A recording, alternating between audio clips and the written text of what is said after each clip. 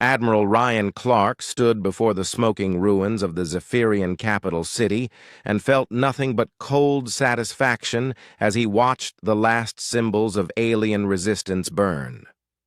6 months had passed since the war began, and humanity now controlled half the galaxy through a combination of superior technology and absolutely ruthless warfare that had shocked even their own leaders. The Zephyrian homeworld had fallen after a siege that lasted only 3 days, despite being defended by the most advanced fortifications in the galaxy. Captain Jake Morrison had led the final assault using tactics that combined human creativity with alien technology in ways that the defenders could not counter or predict. President Amanda Foster had transformed from a politician who believed in peace and cooperation into the iron-fisted ruler of an empire that spanned thousands of star systems. She governed through military decree and showed no mercy to any species that had participated in the planned harvest of humanity. The remnants of the Galactic Federation tried one last desperate gambit when they assembled every remaining warship for a final battle near the galactic core.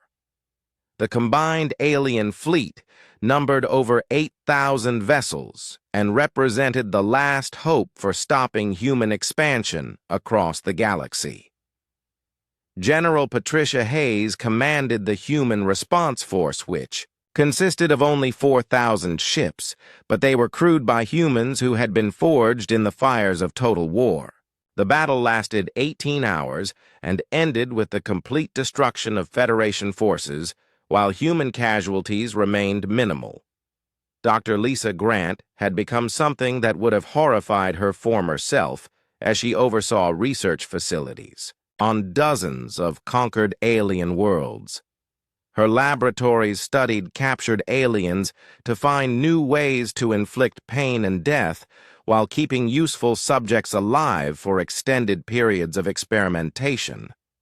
The irony was deliberate and carefully calculated. The species that had planned to study humans like laboratory animals now found themselves strapped to examination tables while human scientists probed their biology and psychology with the same cold detachment they had once shown toward human suffering. Director Carl Watson expanded his production facilities to conquered alien worlds, where massive factories converted alien cities into weapons manufacturing centers. Entire species were enslaved to work in conditions that guaranteed death within months, but there was always a steady supply of new workers as human forces conquered more territory. Commander Steve Rodriguez had become the most feared military officer in the galaxy as his deep strike forces hunted down alien leaders who tried to flee to neutral space. His ships appeared without warning to destroy refugee fleets and orbital habitats that tried to shelter Federation survivors. The Hive Confederation made their final stand in a nebula at the edge of known space, but Rodriguez found them anyway, using tracking technology that could follow quantum signatures across impossible distances. The last Hive ship was destroyed by weapons that turned its organic hull into a cloud of superheated plasma. Tony Martinez established training camps on conquered worlds where young humans learned to be soldiers in an empire that would never know peace again. The children who grew up in these facilities knew nothing of the peaceful cooperation their parents had once believed in and were raised to see aliens as either slaves or enemies to be destroyed. The Vardak Crystalline Empire tried to surrender after their homeworld was destroyed, but Colonel Rachel Stone rejected their offer and continued the systematic extermination of their species. Crystal beings that had existed for millions of years were hunted through asteroid fields and deep space until none remained alive. Lieutenant Kate Sullivan coordinated the intelligence networks that kept human forces informed about every alien movement throughout the galaxy. Her spy networks included enslaved aliens who were kept loyal through biological implants that could deliver agony at the touch of a button. Dr. Emma Grant developed the computer systems that administered the new galactic order with mechanical efficiency that left no room for mercy or second chances. Her algorithms determined which alien populations were useful as slaves and which should be eliminated to make room for human colonization. The few alien species that had remained neutral during the war found themselves faced with an impossible choice as human forces approached their borders. They could surrender immediately and accept status as client states under human rule, or they could resist and face the same extinction that had befallen the Federation members. Most chose surrender, after seeing what had happened to those who fought against humanity. The aquatic collective signed treaties that gave humans complete control over their military and government, while the Silicon-based Confederacy agreed to provide technical expertise under human supervision. President Foster established the human hegemony with herself as supreme leader for life and Admiral Clark as her military commander. The new government operated through a combination of military efficiency and scientific ruthlessness that ensured no alien species would ever again threaten human survival. The transformation of humanity was complete when the last Federation stronghold fell to human forces led by Captain Morrison and his crew. The Terra Nova veteran who had once explored the galaxy in search of knowledge now commanded a fleet of warships designed to crush any hint of alien resistance. Dr. Grant's final achievement was the development of biological weapons that could be programmed to target specific individuals based on their genetic signatures. The weapons were deployed throughout human space to ensure that no alien could hide among human populations without being detected and eliminated. The conquered galaxy was reorganized according to human needs and desires, with Earth as the capital. World and former alien homeworlds serving as industrial centers or research facilities. Millions of humans who had once lived as peaceful colonists were now the rulers of an empire built on alien suffering. The new order was enforced by military governors who answered directly to President Foster and had absolute authority over their assigned sectors. Any hint of alien resistance was met with immediate and overwhelming force that served as an example to other potential rebels. General Hayes delivered the final message to what remained of galactic civilization during a broadcast that reached every inhabited world in human space. Her words were simple, but they carried the weight of absolute truth that no alien could deny or escape. You taught us that peace was a luxury we could not afford. You showed us that mercy was a weakness our enemies would exploit. You planned to harvest us like animals and use our children as breeding stock for your entertainment. We learned your lessons well, and now the galaxy belongs to humanity. The broadcast continued with footage of human forces destroying the last Federation monuments and replacing them with symbols of human dominance. Alien art and culture were systematically erased as humans imposed their own values and beliefs on conquered populations. The epilogue to humanity's transformation came when President Foster announced that the peaceful era of human history was officially over and would never return. The species that had once dreamed of exploring the stars in friendship with alien civilizations had become the galaxy's dominant predator. Children born in the human hegemony would grow up believing that aliens existed only to serve human needs, and that any species which threatened humanity deserved immediate extinction. The warrior culture that had been suppressed for 25 years became the foundation of a new civilization built on conquest and domination. The galaxy would never again know the peace that had existed before the Federation's betrayal, because humanity had learned that in a universe filled with predators, only the strongest could survive. The stars themselves seemed dimmer now that they shone on an empire built from the ashes of species that had made the fatal mistake of underestimating human determination. Admiral Clark stood on the observation deck of his flagship and looked out at the conquered galaxy with satisfaction. The old man who had once worried about defending a few human colonies now commanded fleets that could destroy entire star systems and ruled over aliens who trembled at the mention of his name. The So. Transformation was complete and irreversible because humanity had tasted victory and found it sweeter than any peace they had ever known. Captain Jake Morrison stood on the bridge of his new ship and marveled at the transformation that had occurred in just 2 weeks. The Terra Nova had been replaced by the Retribution, which was a warship that defied everything the Federation thought they knew about human technology. The vessel bristled with weapons that could crack planets and carried shields that could deflect the most powerful alien attacks. The first counterattack began at dawn on Mars time, when Admiral Clark launched Operation Payback with a fleet of 200 ships that had emerged from hidden bases throughout the solar system. The Federation had expected to face 300 lightly armed patrol boats, but instead found themselves confronting warships that matched their own technology and exceeded it in several crucial areas. Dr. Lisa Grant now served as a military science advisor, and she was working around the clock to develop biological weapons specifically designed to target alien physiology. Her peaceful research into xenobiology had been twisted into something dark and deadly, as she used her knowledge of alien biology to create viruses that could kill Zephyrians while leaving humans unharmed.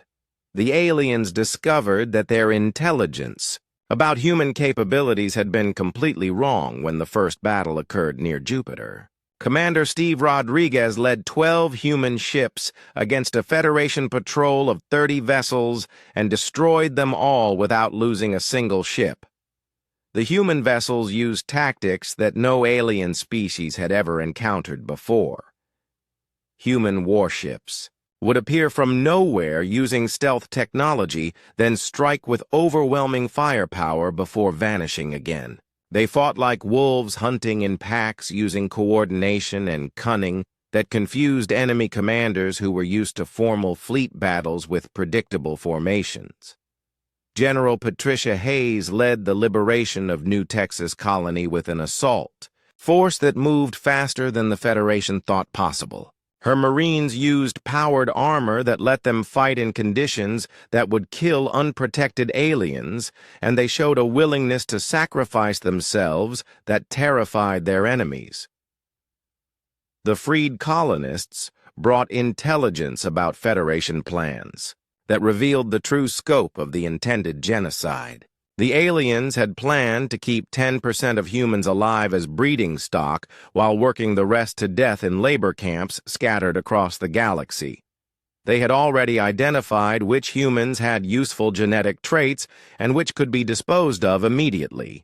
Tony Martinez emerged from retirement to take command of the newly formed Terran Shock Troops, which were elite soldiers trained in warfare techniques that the galaxy had never seen before. His unit specialized in boarding actions where they would capture enemy ships and turn the alien crews into test subjects for Dr. Grant's biological weapons research. The Zephyrian Empire tried to negotiate a ceasefire after losing half their battle fleet in 3 weeks of fighting, but President Foster's response was broadcast on all frequencies throughout the galaxy. You wanted to harvest us like animals. Now you will learn what it means to be hunted. Director Carl Watson's factories on Mars were producing ships faster than the Federation could destroy them using construction techniques that combined human engineering with alien technology in ways that created entirely new capabilities. The production lines worked around the clock as millions of humans who had once been peaceful colonists transformed themselves into weapons of war. Dr. Emma Grant made a breakthrough in alien computer systems that allowed human forces to hack Federation networks and steal intelligence in real time.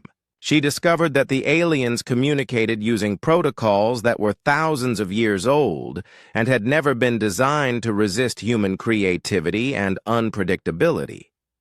Captain Morrison led a deep strike mission to the Kepler sector installation, where he had first discovered the Federation's betrayal.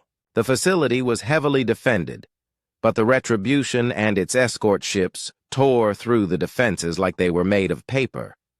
The human prisoners were rescued, and the alien staff became subjects for interrogation. The liberated humans told stories of horror that strengthened the resolve of every human fighting the war. They had been subjected to experiments designed to find ways to make humans more docile and easier to control. Some had been used as test subjects for new types of slave collars that could deliver pain or pleasure at the touch of a button. Lieutenant Kate Sullivan coordinated intelligence operations that revealed Federation military movements before they happened. Human spy networks that had been dormant for decades came online and began feeding information to fleet commanders who used it to set traps for alien forces. The galaxy began to realize that humanity's transformation was complete and irreversible when the Vardak Crystalline Empire tried to withdraw from the war. Their crystal cities had been built over thousands of years and were considered unbreachable by conventional weapons. Colonel Rachel Stone proved them wrong when she led a strike force that reduced their homeworld to glowing slag in 6 hours. The Hive Confederation attempted to flee toward the Galactic Rim, but Commander Rodriguez's deep strike forces hunted them across dozens of star systems. The insectoid species had once viewed humans as lower life forms, suitable only for food, but now they were being systematically exterminated by creatures they had underestimated. Human forces began employing weapons that horrified even their own creators as the war continued. Nanobiological agents that could dissolve alien nervous systems in seconds and quantum bombs that could erase matter at the subatomic level became standard equipment for human assault teams. The Federation tried to rally their remaining allies by claiming that humans had become a threat to all civilized life in the galaxy. They broadcast footage of human forces executing alien prisoners and using torture techniques that violated every rule of warfare. The propaganda failed because every species knew they would have done the same things to humans if the Harvest Protocol had succeeded. President Foster established military tribunals to try captured Federation leaders for crimes against humanity, but the trials were merely for show. Every alien who had participated in planning the harvest was sentenced to death or worse fates in Dr. Grant's research laboratories, where they became test subjects for the same experiments they had planned to perform on humans. The war machine that humanity had become consumed resources and lives at an incredible rate, but it also achieved victories that shocked the galaxy. Within 6 months, human forces had conquered or destroyed every major Federation military installation and were advancing toward the core worlds where the alien civilizations had originated. Admiral Clark commanded a fleet that now numbered in the thousands, as shipyards throughout human space produced vessels designed specifically for conquest rather than defense. The old admiral who had once worried about defending Earth was now planning the invasion of alien homeworlds and the complete subjugation of species that had existed for millions of years. Dr. Grant completed her most terrible creation when she developed a biological weapon that could be programmed to target specific alien genetic markers. The weapon could be released into a planet's atmosphere and would kill only the species it was designed to eliminate while leaving everything else unharmed. It was the perfect tool for selective genocide. The message that humanity sent to the galaxy was clear and brutal. Any species that had supported the harvest protocol would be eliminated completely, while those that remained neutral would be allowed to survive as client states under human supervision. The age of galactic cooperation was over, and the age of human dominance had begun. As the fourth month of the war ended, human forces controlled nearly a quarter of the galaxy and showed no signs of slowing down. The species that had planned to harvest humanity like cattle now faced extinction at the hands of predators they had awakened through their own betrayal and greed. Admiral Ryan Clark stood in the command center of Luna Station and watched his world fall apart. The coded message from Captain Morrison had arrived 6 hours ago, and every minute since then had brought more terrible news from across human space. The Galactic Federation was moving faster than expected, and the first attacks had already begun. New Texas Colony was the first to die. 3 million humans lived on the planet in cities that had taken decades to build. The Zephyrian battle fleet arrived without warning and demanded immediate surrender. When Governor Pete Williams tried to contact Earth for instructions, the aliens cut off all communications and began their assault. The attack was broadcast across all Federation networks as a demonstration of what would happen to any human world that resisted. Admiral Clark watched in horror as orbital bombardment platforms reduced the colonial capital to smoking ruins in less than an hour. The message was clear and brutal: surrender or be destroyed.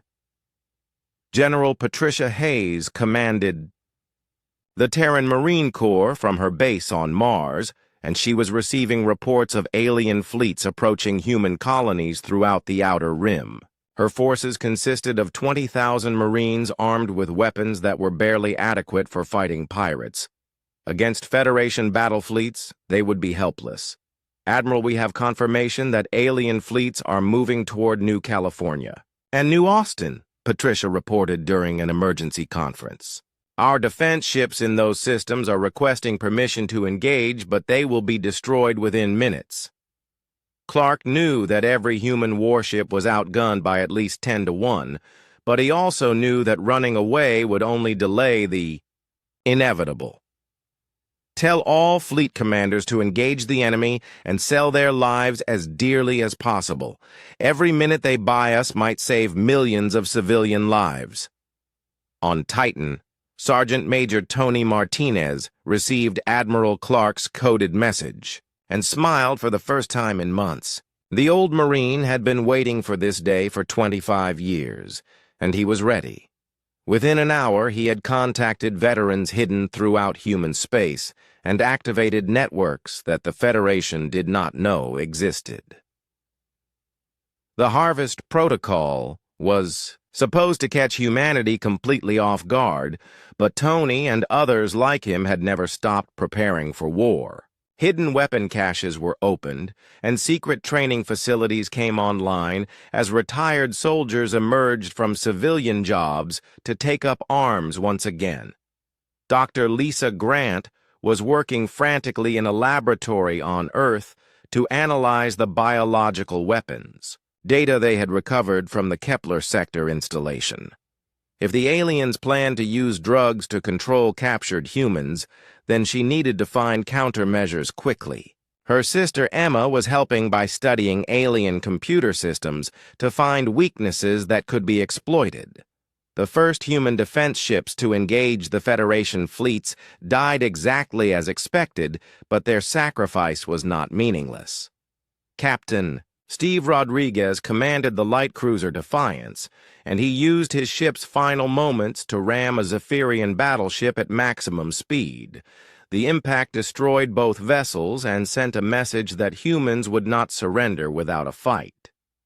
Similar acts of desperate courage occurred throughout human space as outgunned crews chose death over capture. The aliens had expected quick victories followed by mass surrenders, but instead they found themselves facing opponents who preferred to die fighting. President Amanda Foster received Admiral Clark's emergency briefing in the secure bunker beneath. The White House and the news left her shaken, but determined. For 25 years, human leaders had believed in peaceful cooperation with alien species. Now she learned that those same aliens had been planning genocide while smiling and making speeches about friendship. "How long do we have before they reach Earth?" she asked Clark during the crisis meeting. "Based on current fleet movements, I estimate 3 weeks before the main assault begins," Clark replied. "The outer colonies will fall much sooner, but Earth's defenses might hold out for a few days." Foster looked around the room at her advisors and saw fear in their eyes, but also growing anger as they realized the scope of the betrayal. The peace. Accords had been designed to prevent exactly this situation, but now those same agreements were being used as weapons against humanity. On Mars, Director Carl Watson stood in front of massive blast doors that had been sealed for 2 decades. Behind those doors lay Project Lazarus, which had been developed in secret despite violating every provision of the peace accords. Watson entered his authorization codes and watched as the doors slowly opened to reveal humanity's hidden strength. The Project Lazarus facility stretched for kilometers beneath the Martian surface and contained factories that had been designed to mass-produce advanced weapons and starships. The technology had been developed by studying captured alien equipment and improving on Federation designs using human engineering principles. "Begin full production immediately," Watson ordered his staff. "We need ships and weapons, and we need them now." The factory systems came online with a hum that had not been heard for 20 years. Automated assembly lines began producing plasma cannons that were more powerful than anything the Federation had ever seen. Construction bays started building warships that incorporated stealth technology and armor composites that alien weapons could not penetrate. General Hayes received word that similar facilities were coming online throughout human space, as the true extent of humanity's secret preparations became clear. For 25 years, a small group of military leaders had quietly prepared for the day when the peace accords would be revealed as the trap they truly were. Captain Morrison was racing back toward human space in the Terra Nova when he received new orders that changed his mission completely. Instead of returning to Earth, he was ordered to rendezvous with a fleet of ships that officially did not exist. The coordinates led him to an asteroid field where he found dozens of vessels emerging from hidden bases. Dr. Grant stared in amazement at the ships around them because they looked nothing like the peaceful exploration vessels she was used to seeing. These were warships built for combat with weapon systems that violated every treaty humanity had signed with the Federation. "Captain Morrison, welcome to the real Terran Defense Fleet," came a transmission from the flagship. "Admiral Clark has ordered us to begin Operation Payback immediately."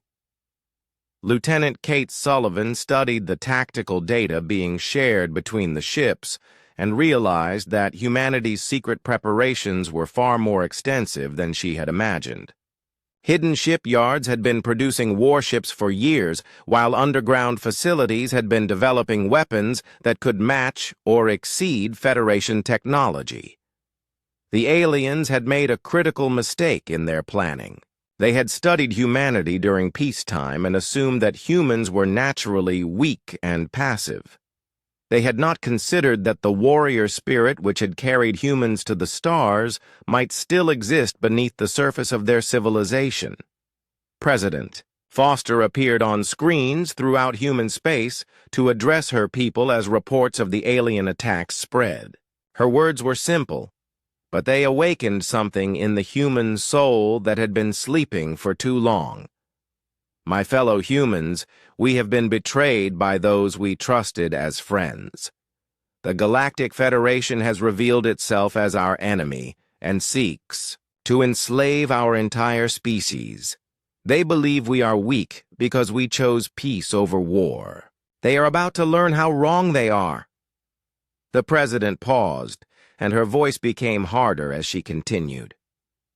"Effective immediately, the Terran peace accords are null and void. All restrictions on human military development are lifted. We are no longer bound by treaties signed with liars and murderers who planned our destruction while speaking of friendship." As Foster's speech ended, across human space factories came online, and weapons emerged from hiding places where they had waited for decades. The aliens had wanted to harvest humanity like sheep, but they were about to discover that they had awakened something far more dangerous than they ever imagined.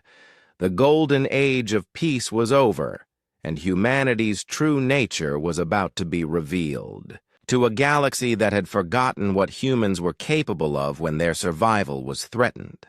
3 months after the Vega Prime mission, Captain Jake Morrison received new orders from Federation Command that made him feel uneasy. The Terra Nova was being sent to investigate communication blackouts in the Kepler sector, which was far from any human colonies. The official reason was to check for solar storms that might be interfering with subspace radio signals. Dr. Lisa Grant noticed Jake's worried expression as they prepared to leave Earth orbit. She had worked with him for 8 years and could tell when something was bothering him. The Kepler sector was known for having unstable stars and dangerous radiation fields that made exploration difficult. "The Federation says 3 of their research stations have gone silent in the past month," Jake told his senior officers during their mission briefing. "We are supposed to find out what happened and restore communications if possible." Lieutenant Kate Sullivan was the ship's intelligence officer, and she had been studying the mission files all morning. Something about the assignment did not make sense to her. The Kepler sector was supposed to be empty, except for a few small research stations, but the energy readings they had received suggested much larger installations. The Terra Nova jumped to faster-than-light speed and began the long journey toward the Kepler sector. During the trip, Dr. Grant worked on preparing equipment to study the radiation effects, while Kate continued analyzing the strange energy signatures they were supposed to investigate. After 5 days of travel, they dropped out of faster-than-light speed at the edge of the Kepler sector and immediately knew something was very wrong. Instead of empty space and a few small research stations, they found themselves looking at a massive military installation that stretched across several asteroids. "That is not a research station," Jake said quietly as he stared at the main screen. The installation was clearly designed for war, with weapon platforms and ship construction facilities that were far beyond anything humans were allowed to build under the peace accords. Kate ran every scan she could think of, and the results made her blood run cold. The installation belonged to the Zephyrian Empire, which was one of the most powerful members of the Galactic Federation. According to the peace accords, the Zephyrians were supposed to have dismantled their military forces decades ago. Dr. Grant detected life signs on the installation that made her feel sick to her stomach. The readings showed thousands of beings in holding areas that looked exactly like prison cells. Even worse, the biological signatures indicated that many of the prisoners were human. "Captain, we need to get closer," Kate said with determination in her voice. "If there are humans being held prisoner down there, we have to help them." Jake knew they were walking into extreme danger, but he could not abandon fellow humans who might be in trouble. He ordered the Terra Nova to approach the installation using stealth systems that had been built into the ship for scientific observation. As they moved closer, the true horror of what they were seeing became clear. The installation was not just a military base, but a processing facility where human prisoners were being prepared for something terrible. Dr. Grant's scans revealed that the humans were being subjected to medical experiments and genetic sampling. Kate managed to intercept communications between the Zephyrian commanders, and what she heard made her realize that humanity had been betrayed on a scale beyond imagination. The peace accords were not designed to bring peace to the galaxy, but to keep humans defenseless while the Federation prepared to harvest them. The intercepted messages revealed that humans were considered the perfect slave species because they were intelligent enough for complex work, but supposedly too peaceful to resist. The Federation had been mapping human colonies and studying human biology for 25 years while pretending to be friends and allies. Dr. Grant discovered that the medical experiments being performed on human prisoners were designed to find ways to control human behavior and make them more compliant. The Zephyrians had developed drugs that could suppress human aggression and make them easier to manage as a workforce. The worst revelation came when Kate decoded a message about something, called the Harvest Protocol.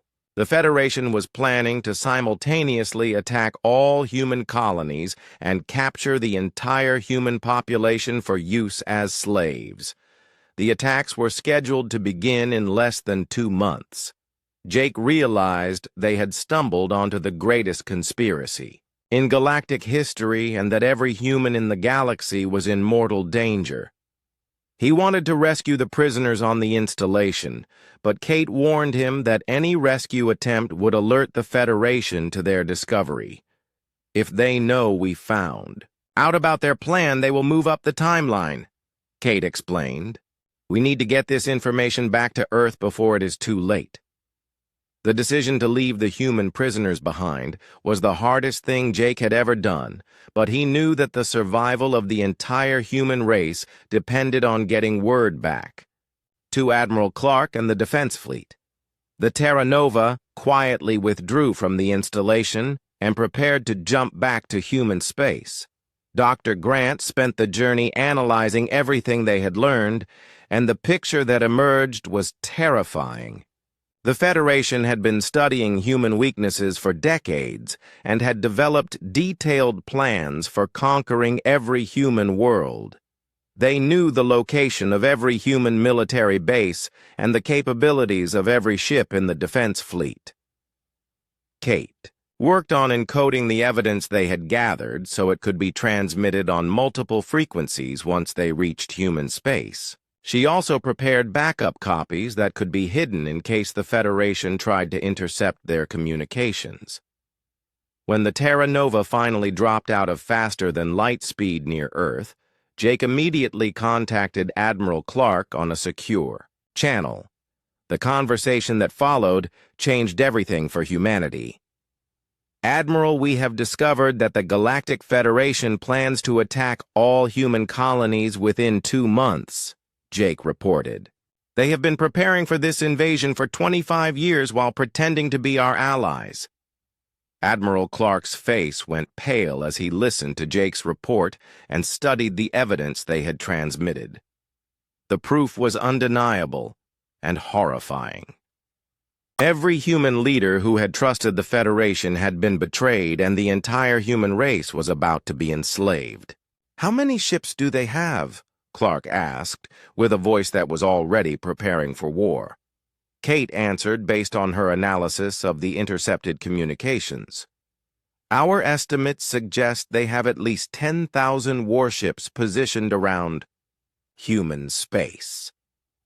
They have been moving them into position slowly over the past 5 years, using cover stories about trade missions and scientific expeditions. Dr. Grant added her own terrible discovery. Admiral, the biological experiments they are. Performing suggests they plan to modify captured humans to make them more suitable for different types of slave labor. They see us as livestock to be bred and controlled. Admiral Clark closed his eyes for a moment as the full weight of the situation hit him. The humans had 300 lightly armed ships designed for asteroid defense, while the Federation had 10,000 warships designed for conquest. The peace accords had left humanity completely defenseless against an enemy that had been planning their destruction for decades. But Clark was a military man who had served in combat before first contact, and he knew that hopeless situations sometimes revealed hidden strengths. He began issuing orders that would activate protocols that officially did not exist and contact people who were supposed to be retired. "Send a coded message to Sergeant Major Martinez on Titan," he ordered. "Tell him the old wolf is howling and the pack needs to gather." Jake did not understand the reference, but Kate smiled grimly as she sent the message. Some humans had never forgotten that the galaxy could be a dangerous place and had quietly prepared for the day when humanity would need to fight for survival.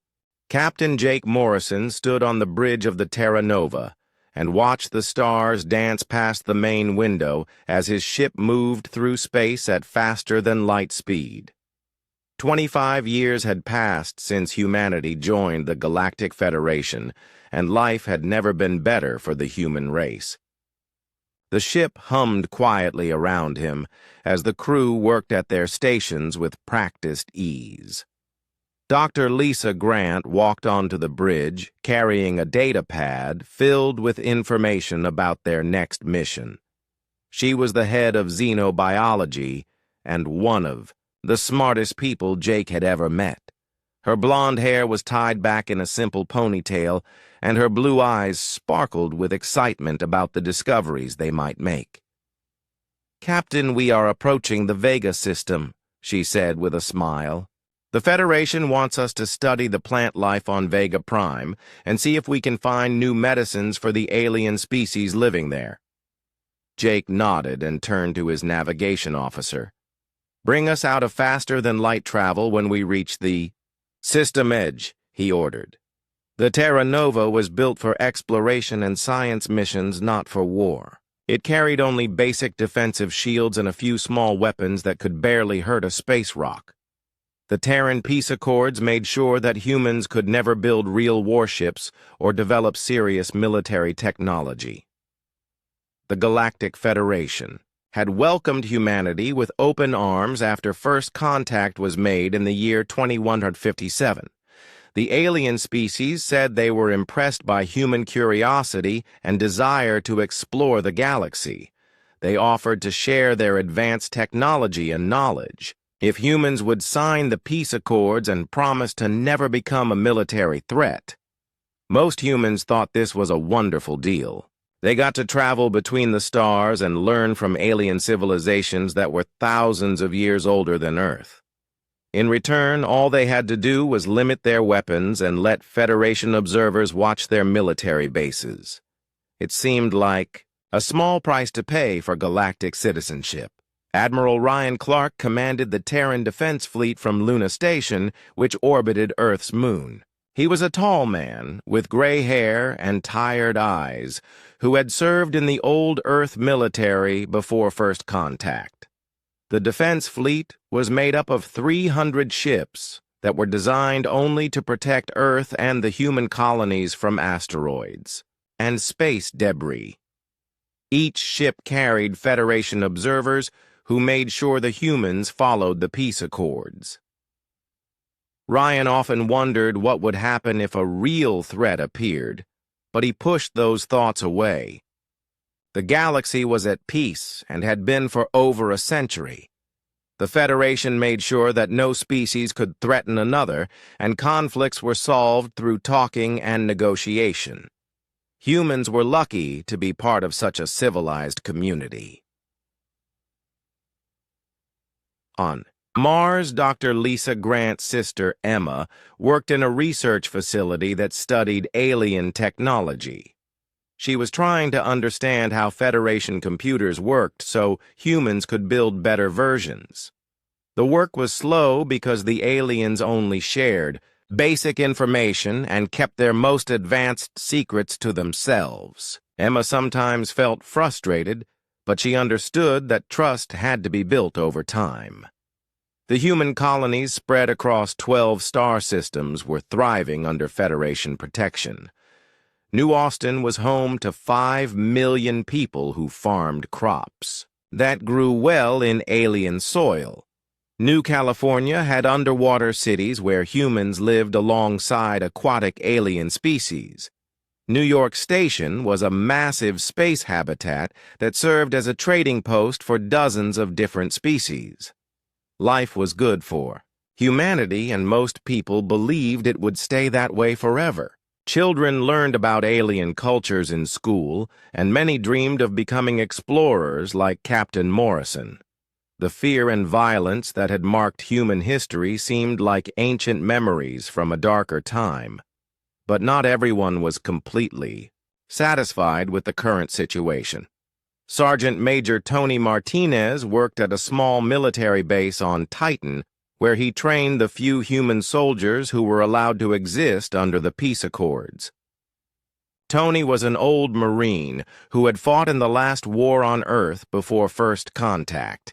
He kept detailed records of human military history and tactics in files that officially did not exist. Sometimes young soldiers would ask Tony why they needed to know about ancient battles and weapons that were no longer allowed.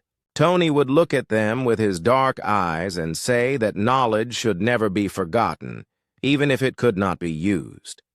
He taught them how humans had once fought against impossible odds and won through courage and clever thinking.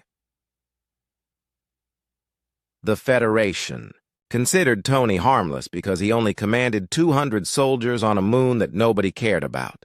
They did not know that he was in contact with other old veterans scattered across human space. They did not know about the hidden training facilities on remote asteroids or the weapon designs that were kept in secret computer files. On the outer edge of human space, a small research station called Deep Six monitored radio signals from unknown parts of the galaxy. The station was officially looking for signs of new alien civilizations, but its real purpose was known only to a few people in Earth government. The researchers at Deep Six had detected strange military transmissions that suggested not all alien species were as peaceful as the Federation claimed.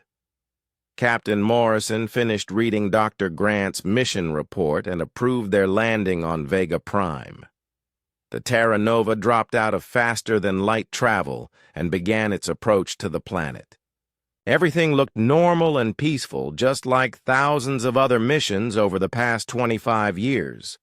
The crew prepared their equipment and got ready to spend several days on the planet's surface, collecting samples and studying the local wildlife. None of them suspected that this routine science mission would be their last peaceful journey together. None of them knew that the galaxy was about to change forever, and that humanity's golden age was about to end in blood and betrayal. Dr. Grant stood at the window and watched the blue-green planet grow larger as they approached. She was thinking about the medicines they might discover and how they could help alien patients across the galaxy. Her mind was focused on healing and helping others just like most humans of her generation. The Federation had spent 25 years teaching humanity that violence was primitive and that civilized species solved problems through cooperation. They had convinced humans that their warrior past was something to be ashamed of and that true advancement came through peace and understanding. What the Federation did not understand was that they had not eliminated humanity's capacity for war. They had only hidden it beneath layers of civilization and peaceful intentions. The warrior spirit that had carried humans from caves to the stars still existed in their genetic code, waiting for the right moment to awaken. That moment was coming. Soon, but for now, the Terra Nova continued its peaceful approach to Vega Prime, and the crew prepared for another routine mission in humanity's golden age of galactic exploration.